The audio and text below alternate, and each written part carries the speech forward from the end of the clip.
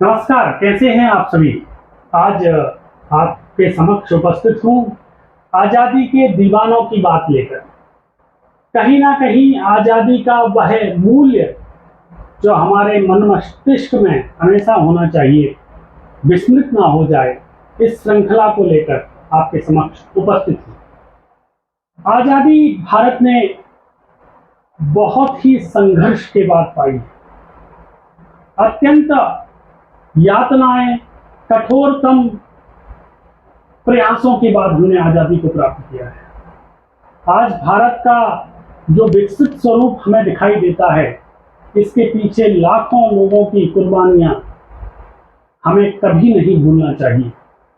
ना ही हमें किसी वैचारिक मंतव्य के साथ किसी भी आजादी के परवाने का जो मूल्य है उसे दरकिनार करना चाहिए।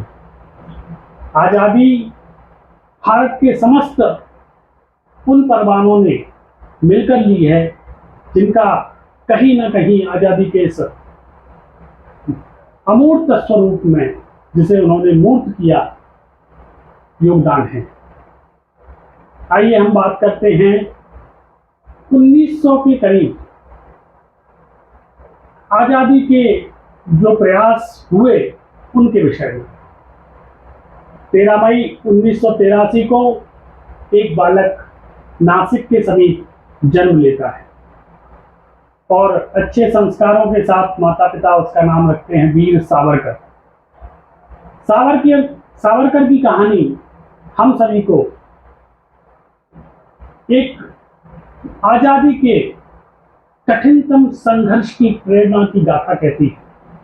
3 भाई थे, विनायक दामोदर सावरकर, बाबाराव सावरकर और नारायण सावरकर। तीनों के संघर्ष की अद्भुत कहानी हमें यहाँ पर प्राप्त होती है। इंग्लैंड में शिक्षा प्राप्त करने के लिए सहयोग लेकर जब वो पहुंचे और उन्होंने इंडिया हाउस को अपना स्थान चयनित किया, जहां पर भारत के छात्र और अन्य लोग भारत की आजादी के लिए इकट्ठे हुआ करते थे, उस संरचना को जिस प्रकार से सावरकर जी ने रखा, वास्तव में अद्भुत, अकल्पनीय है। गांधी जी के साथ भी इंडिया हाउस में जब वो साउथ अफ्रीका में थे, आना होता था, और एक बार इंग्लैंड के कार्यक्रम में दोनों ने जब मंच साझा किया तो गांधी जी ने अपने अभिभाषण में कहा कि हम भारत के स्वतंत्रता के जो चिंतक हैं, वह किसी भी धर्म, किसी भी समुदाय से आते हो, हम सबको साथ मिलकर इस भारत की स्वतंत्रता के लिए प्रयत्न करना चाहिए। उसी मंच को साझा करते हुए विनायक दामोदर सावरकर जी ने कहा कि जिस प्रकार से आपने उदाहरण दिया है राम की इस स्वरूप का, राम के राज्य के स्वरूप का, उसी प्रकार से मैं कहना चाहता हूं कि राम ने भी मां शक्ति की पूजा की थी और हमें भी कहीं ना कहीं शक्ति की आराधना की आवश्यकता है। हमें आवश्यकता है उस शक्ति की जो इस राष्ट्र को आजादी तक पहुंचाए।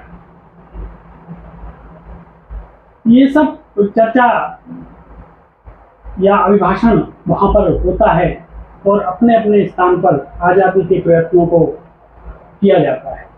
दामोदर सावरकर जी ने वह संघर्ष देखा जब उनके एक भाई बाबाराव जी को एक कत्ल के शक में ही गिरफ्तार कर लिया जाता है और दूसरे भाई नारायण को भी कहीं ना कहीं इसी प्रकार की एक घटना में गिरफ्तार कर लिया जाता है। और वो बाबाराव की पत्नी के लिए लिखते हैं कि इस देश को स्वतंत्र करवाने के लिए निश्चित ही लोगों की आवश्यकता है और ईश्वर ने हम तीनों भाइयों को इस राष्ट्र को स्वतंत्र करवाने के लिए चुना है। इस प्रकार का मार्मिक पत्र और इस प्रकार तीनों के संकट में आने के बाद भी धैर्य बनाकर स्वतंत्रता की लड़ाई में लड़ने वाले सावरकर जी कहीं ना कहीं इस राष्ट्र की अक्षुण्णता स्वतंत्रता के लिए अत्यंत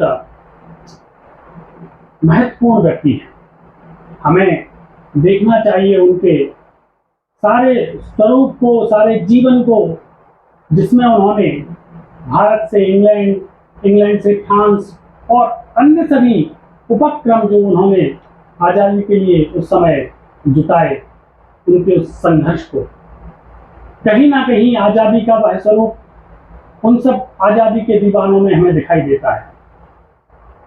सावरकर जी का जीवन जब आप देखेंगे तो निश्चित ही इतने लंबे समय तक जेल में रहे, इतना लंबा संघर्ष किया, एक पुस्तक को छपवाने मात्र के लिए उन्होंने क्या क्या नहीं किया।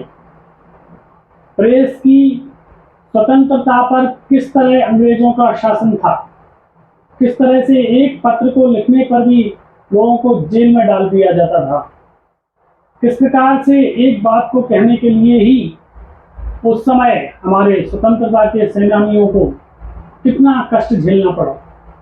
इन सब बातों पर विचार करना आज आवश्यक है।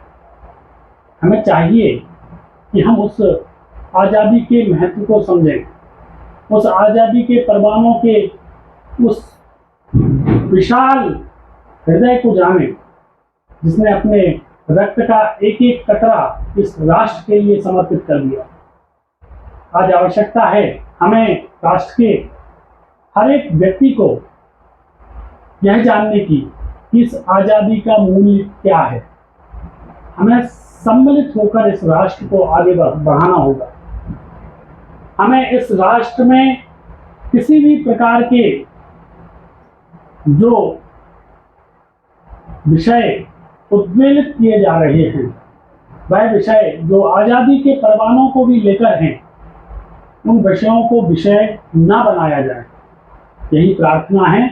और आज़ादी के ऐसे परवाने जिन्होंने अपने जीवन को सर्वस्व न्यौछावर कर दिया, उनका रास्ता अलग अलग रहा।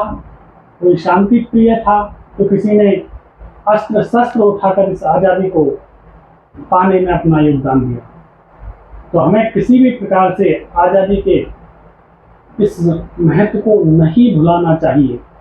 हमें चाहिए कि इस राष्ट्र को उसी प्रकार से मिलजुल कर आगे बढ़ाया जाए जिसकी संकल्पना आज़ादी में जुटे हुए उन राष्ट्र के दीवानों, उन क्रांतिकारियों ने सोची हो। हमें उन सभी के बलिदान को उत्कृष्ट बनाने की आवश्यकता है। वह जब भी अपने इस बलिदान के विषय में जाने या उनके इस दैवीय स्वरूप में हम सन्निवेश कराएं तो उन्हें एक अद्भुत आनंद की प्राप्ति हो। इसी को लेकर हमें इस राष्ट्र को उस आज़ादी के संघर्ष को लेकर निरंतर चिंतन करना चाहिए। यही बात मैं रखना चाहता था। आज अगले वीडियो में फिर इसी प्रकार की आज़ादी की बात और किसी उदाहरण को लेकर उपस्थित होऊंगा। तब तक के लिए धन्यवाद, नमस्कार।